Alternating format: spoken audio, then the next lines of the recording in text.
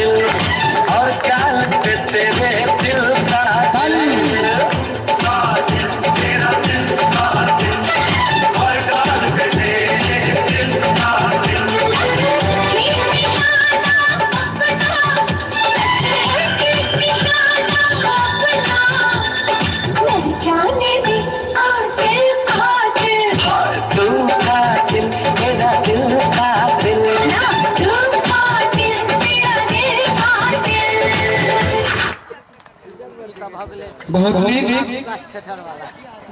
प्रियंका कुमारी सुलेखा कुमारी के पुरस्कार दिया राम के वर्मा राजू जी 10 रुपया के पुरस्कार। कुमार विष्णु 22 रुपया के पुरस्कार दिले। आप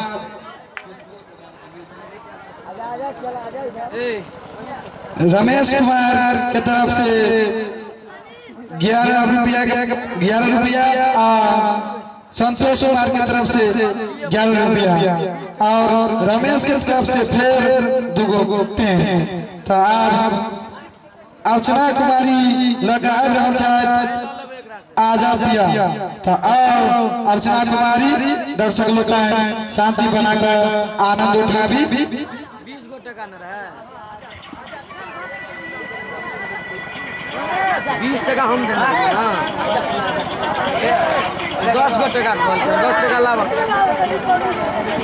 22 की टका 10 टका 22 टका 10 टका